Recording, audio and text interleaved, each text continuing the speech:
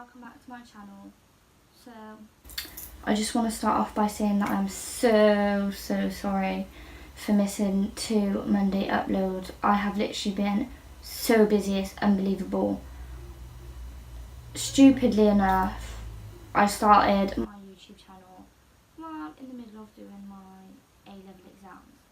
So as you can tell, I've been very stressed out and I've been revising a lot of the time. So I haven't gotten around to filming it. However, hopefully, fingers crossed, I will never miss an upload again. I can't make any promises, but I'm hoping to not miss another upload. So I am going to do my hardest. I'm going to try my hardest to make it up to all of you who do watch my videos. And I'm sorry if I look asleep, guys, but it's quite late at night. My notes deleted 3 times, so I've had to quickly redo them again. Obviously, you know, after doing it you kind of know what to write, but it's still taking me a good 3-4 hours. So yeah, I'm a little bit exhausted and it is like 9-10 o'clock at night. So yeah, hope I don't put you off how dreadful I look. I do try and make an effort for all of my videos, but I'm afraid this one is gonna be a rough one, to say the least. So before I start, make sure you give this video a big thumbs up and make sure you subscribe down below. And on my channel I do true crime, missing persons, I do kind of challenges, and I do kind of a variety of videos really. So if you're interested in any of that, please subscribe to my channel and we will become a lovely big family. And can I just say, thank you so much for 200 subscribers in my first 3 weeks of YouTube. It is absolutely mind-blowing. Like, I didn't think I would ever get 200, let alone in the first 3 weeks. Like, it's just, I still can't get over it. Like, I don't think I ever will. And I don't think I will ever be able to thank you all enough. So, as you will have seen by the title, today's video is on the case of Charlene Downes. However, most of you will probably know her as the girl who got killed and used as kebab meat.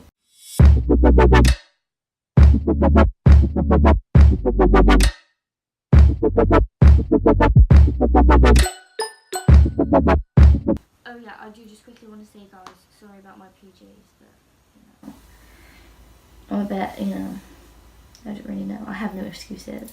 I'm sorry. And this is supposed to be a serious video, but who can see that black on the radiator?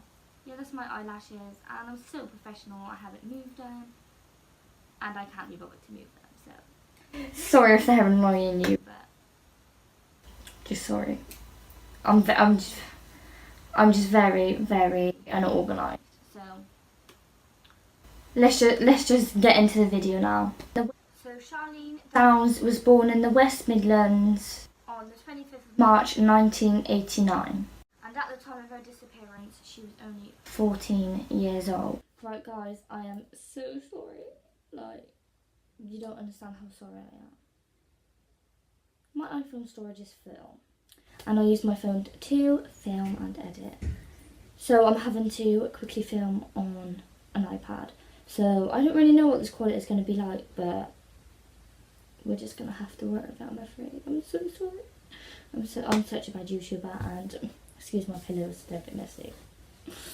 Why am I so unorganised today, guys? Like, I really don't know. And look how messy my hair is. So yeah, she was only 14 at the time of her disappearance. So Charlene actually moved to Blackpool with her mum, her dad, her brother and her sister in 1999, so Charlene would have been about 10. And for those who aren't from England, Blackpool is kind of a not a holiday resort, but loads of people visit there. It's in England, in Lancashire. So from what I can see, Charlene was a happy, outgoing, generous, kind, loving young girl. There wasn't too much information about her, like actually about her. However, I did find that she could be rebellious at times. At the time of her disappearance, she had actually been expelled from school So she would have been going back to school on the following Tuesday after her after being expelled. So yeah, she could be rebellious at times. So normally, obviously, if you've been watching my video since the beginning, you know that I kind of go into a bit more background information, but I will kind of do that kind of at the end. This is going to be a different type of video. I hope you don't mind. I'm sorry. So on the 1st of November 2003, Charlene woke up. It was a Saturday. She woke up as a normal Saturday. She had a wash, just sorted herself out, done her hair, watched TV, just done what she would normally do on a Saturday. And obviously you do find this in a majority of missing persons cases, that it just starts off as a normal day. So Charlene decided to go to her friend's house. They had already arranged this before, so she went to her friend's house. Then they must have gone out on a walk or to the park, or they just went out being teenagers when they kind of, I don't know if they met up or they came across this other friend, but either way they came across this other friend, and then Charlene made plans to go out with this friend later on that night. So Charlene then went home. She was home around 12 p.m. and this is when she told her mum that she had plans to go out with her sister at 5:30. So obviously the time went on, they'd just done what they was doing around the house, and then Charlene's mum went to work at 5, and then shortly after, Charlene and her sister went out to the town. So Charlene and her sister had gone to the Coral Island Amusement Arcade before heading on to McDonald's because Charlene had said that she was hungry, so they went and got some food and a milkshake, I believe. So at around 6:55 p.m, they went and met their mum because their mum gave out leaflets for the takeaway that she worked for, so they went and met her on Church Street. After speaking for a while, Charlene's sister decided to head on home, and Charlene waited for her friends that she had made plans to meet up with earlier on. So she just waited with her mum, talking with her mum. She then used a phone box because I'm not really sure how common phones were in 2003. I'm thinking that they wasn't very common because they only started getting common when I was like 10. Obviously people did have phones, but I don't know at the age of 14 if she would have had a phone or not. So yeah, she used the local phone box, which was literally over the road from her mum, to call her mate, see where they were. They said that they was on their way in on the bus because they had to get the bus into town to meet her. So she just waited with her mum, and then as the bus came in, they got off. They went over and said bye to Charlene's mum, Karen, and then they skipped off into the town. Little did Charlene's mum know that this would be the last time she would ever see her daughter. I forgot to say that Charlene's mum did say that she had to be in at 10. That is the time that she would be back from work, so she said Charlene had to be in at 10 and no later. So at 10 p.m, Charlene's mum arrived home and she was greeted to her husband, who said that Charlene still hadn't returned home. Obviously, it was only just 10, so they didn't really worry at this point. They just thought she might just be coming a bit late.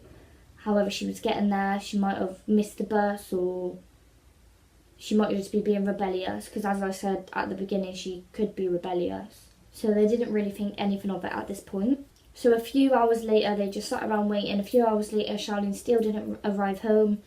So Charlene's dad actually took his bike and went and rode around the town centre, down the piers and around the amusement parks and stuff like that to see if he could find her or any of her friends.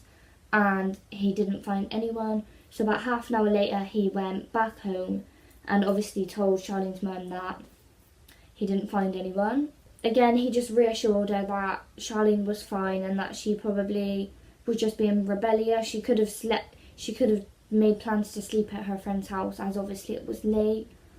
She could have just made plans and not phoned her parents or anything really. You don't, in situations like that, when your daughter's rebellious, you don't really think of the worst thing that could happen. So the next day, they woke up and then they sat around waiting for hours again, and Charlene still didn't return home. So at this point, they did get a bit worried. They decided to drive around all of Charlene's friends' houses to see if any of them had seen her, or their parents, or if she slept there. And none of Charlene's friends had seen her. However, her friends Natalie and Natasha, who she had gone out with the night prior, said that they left her on the pier at around 9:30 p.m. and she was on her own because they had to go home and babysit. So they left. That was the last time that potentially anyone that she knows saw her. So at this point she knew that something was wrong. She knew that none of her friends had seen her, none of her friends' parents, none of their family had seen her, so she decided to call the police. However, the police said that they cannot file a missing persons report until 48 hours after the person was missing. Even though Charlene was 14 and she hadn't been home for 24 hours and she was with none of her family and none of her friends, they still couldn't file this report. So obviously they waited around their house hoping that Charlene would return home. However, on the Monday, they did call the police again and was like, look, like it's been, at this point it was about 35 hours. So they was like, look, like it's been 35 hours since my daughter's been here, like, can you file a missing persons report? And then at this point the police did come round and file a missing persons report. They got all the evidence, all the photos of her that they needed, any details or where she was, who she was with. So yeah, they had all the information that they needed to file the report, to put her face on posters, leaflets, the news, and whatever else they needed to try and find this 14-year-old girl. So obviously the police started their searches and days went by and they didn't find anything. And at this point, Charlene's mum knew that she wasn't just being rebellious and that something serious had happened to her daughter. Throughout the search, there was hundreds and hundreds of different claimed sightings of her, and the police followed pretty much every single one up, and none of them ended up to be her. So weeks went by, and the police was doing searches for Charlene. However, her face was no longer being put on the news or on newspapers, magazines, leaflets, posters. Her face wasn't anywhere. And so her parents actually went to Gazette, I think that's what it's called, and asked them if they could help them deal with the case. And they said, they was like, yeah, of course, like the only reason we haven't done it before is because the police told us not to because they believed it was a runaway. And obviously this upset Charlene's parents because they hadn't even said this to them, so they was telling all these news people not to write reports and stuff on it, but Charlene's parents didn't even know that. Like, you'd want to think that they would be the first person they would tell if they thought something like that, and they wasn't. They didn't even know. Like, how long would they have not known for if they didn't go to them people for help? So weeks went by, in fact months and years went by, and in this time there was no genuine leads that actually led to finding something to do with Charlene. Until 3 years later, they called Charlene's parents in to have a meeting. The police, by the way. And when Charlene's parents sat down, the police said there's a 99.9% chance that your daughter has been murdered. And obviously this would have completely destroyed her family, like her parents, because they hadn't said none of this to them before. Like, they must have got so much evidence. You'd think that they'd be the first people that they would tell. And if they strongly believe it that much, why do they not know anything about this? So obviously the missing persons case went into a murder inquiry. And that same day, the police actually arrested the two suspects. 29-year-old Ayad Albertisi, or Albertiki.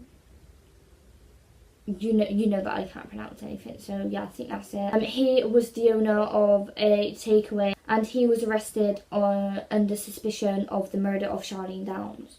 The second arrest was his business partner, Mohammed Revishi, who was arrested on suspicion of disposing of her body. So at this point, police had told Charlene's parents that they had arrested these two men. However, they didn't actually say why they had arrested them. Now this is probably one of the worst parts, and probably the worst thing that the police could have done in this situation. So about a week after the two arrests, Charlene's family finally found out what the theory was that the police had been gathering all this information for and investigating into. But they didn't find it out from the police. They found it out from another one of their family members, Charlene's dad's sister. She phoned them and was like, have you had the, I think it was the Daily Mirror? Have you had the Daily Mirror? And they was like, no, why? And she was like, well, you need to see it. On the front page, it was a photo of Charlene Downes. It was Charlene Downes' story. Well, the theory of what the police thought had happened. So why did they go to the press and the news before they actually went to the family? I think that is disgraceful. Like, that is literally the worst thing that they could have done in this situation, and that is so unfair. You would expect, being the family of that girl, to be the first people to find out any leads, any information, anything. And they didn't even find out from the police. They found out from news articles. And the theory was that two men had killed and disposed of Charlene's body, murdering her, cutting her up, and using her as kebab meat for their kebab shop. And sorry, it wasn't a kebab shop. It was a takeaway. They just sold kebabs. So their trial began in May 2007, and the main piece of evidence was video recordings that had been sent into the police by one of the men's brothers, who had actually tipped the police off about this to begin with. So obviously the police bugged their cars, their work, their houses, everywhere that they would know that they would go to try and get some information out of these two men. And police say that in these recordings, Ayad is heard saying that he had sex with her, then he killed her and fed her body through the meat feeder kind of thing, and sold her on as kebab meat to his customers. Now, he didn't actually say Charlene's name, so this was the only thing that obviously would have gone down a little bit in the evidence, because he didn't actually say her name. But whether he done it to her or not, at this point he was still suspicious of doing it to some girl. And in another recording he said, I killed her girl, I got angry. And in these recordings, Mohammed is also heard saying, there is nothing left of her. So again, they're referring to her as her. So there's no solid information and evidence to say that it was Charlene that they was on about. But at this point, like, pretty sure that it is her that they're on about. And throughout all of the interviews that the police had been doing with locals, a massive, massive piece of evidence, not just in towards the case, but in general, that was found by the police, and that it was Blackpool had a serious grooming and child exploitation ring going on around the city of Blackpool. And this took part in the takeaways. So let's just get this straight. There's child sex exploitation going on, there's grooming. All of this was going on in front of people's eyes. This was going on in the local takeaways. And the girls that they would groom there were 60 of them that the police know of. And they differed in ages between 11 to 15. And in my opinion, I do not understand why they would want an 11-year-old or even a 15-year-old when they're fully grown men. This is what confuses me. So they was able to groom the girl by giving them free food and also buying them alcohol, drugs, cigarettes, anything that they wanted, because obviously they was underage. And in return, the girls had to give them they had to return the thankfulness with sexual favours. So again, these girls are walking in there, they're getting free food, there's obviously other customers around. They're not thinking anything of it, the police are not thinking anything of it. This is happening in all the different takeaways, and no one's noticing this. And at the time of her disappearance, Charlene had been part of it for a year. So she had been getting groomed and sexually assaulted for a whole year before her disappearance. So obviously this information seems strong, like this evidence seems strong enough to send these two men down. There's the original recording, there's recordings that the police set up, and they're clearly talking about someone. So whether it's Charlene or not, they should get done for someone. In court, the jury could not decide whether they was guilty or not. What world is this? Like, seriously, what world is this? And obviously, because of this, they was released. Like, the two men were released because they had no need for them anymore. They wasn't seen as guilty, so what else could they do? However, did come back that a member of the jury did actually know one of the men, and obviously this is illegal. Like, this is not allowed. So they was called in for a retrialing in the following April. And also, one of the men's brothers was following around members of the jury, kind of intimidating them into not finding their brother guilty, I suppose. Personally, I think there's a massive part in it. If they did not know that one person, and if their brother didn't follow members of the jury around, they would have got sentenced there and then, 100%. And because of this happening, in this trial, there was flaws found in the tapes. So if this was just done before and they were sentenced before, these flaws probably would not have been found. I don't know if they could have, if they listened to the tapes again after the sentencing, and then they could have maybe done them for a retrial. I don't know. I don't think that they would have, though, because the tapes wouldn't have needed to be looked at again. Like, they've been sentenced, it's over and done with.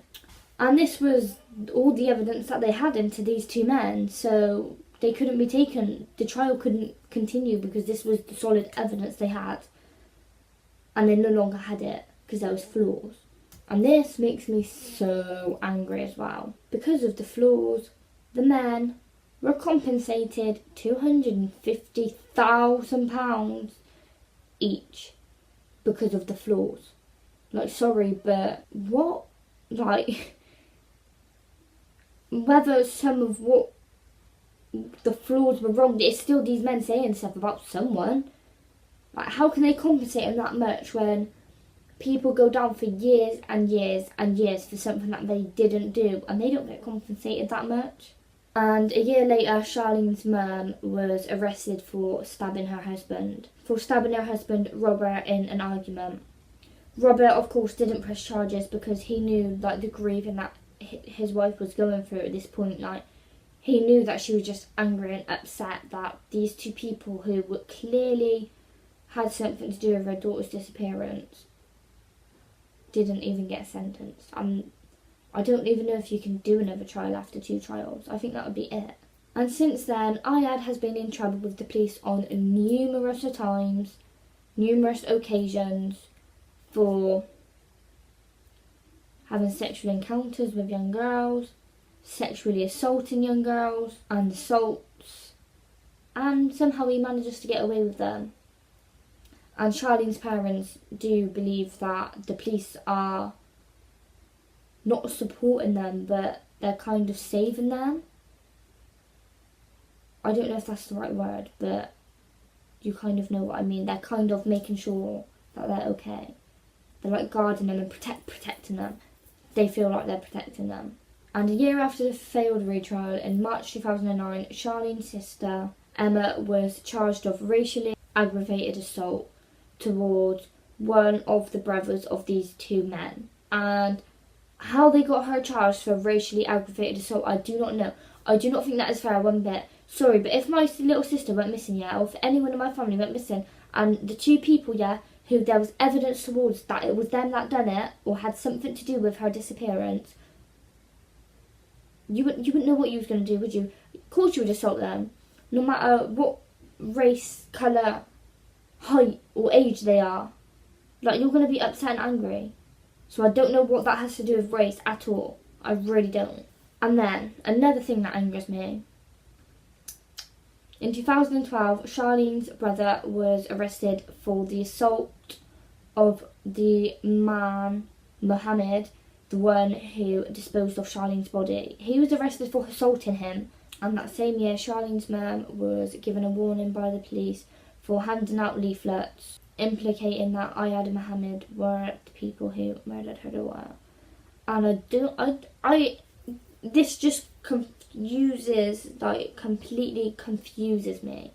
Like, I don't understand how trying to find your daughter, and it was clearly these two men, like, they had something to do with it at least. And I think there was actually proof that they was grooming her. Whether they was the ones who actually physically made her disappear, I don't know. I think there was proof that they was grooming her. So if your daughter's being groomed, of course you're going to be angry towards the people who was doing it. And in 2013, 10 years after her disappearance, this is kind of where I go back into a bit of the background, kind of, but not background because it was only found out in 2013. It was revealed that Charlene was actually being sexually abused at home. When Charlene was 11, she was actually hospitalised. I'm not sure why. They did spot different signs of sexual abuse on, I suppose, on her body, in her body. And obviously she was forwarded to social services. They was involved. And when they was going around the house, obviously social services being involved, there was regularly men with rape, assault, convictions, like conviction of these horrible things that they... Obviously, I would never blame the parents, unless obviously it was their fault. It wasn't their fault in this situation. But they was allowing their child to get sexually abused. In my opinion, guys, I'm not saying that this is... I don't want to get sued or anything, like... But I don't know who it was that was sexually abusing her. I don't know if it was his man or her dad, or... I don't know who it was, but I do know that people with these convictions were staying at her house regularly. And at the time of Charlene's disappearance, there was actually a man staying in her house who was on bail for sex offences. However, he was obviously looked into, and the family was looked into, obviously at the beginning of the case, because they always look into the family. And he wasn't seen to have had anything to do with it. And I just wanted to say as well, in 2017, there was CCTV footage released from her last kind of sightings, I suppose. But she did go out with her friends after, but you kind of know what I mean, of her and her sister when they was out early on that day.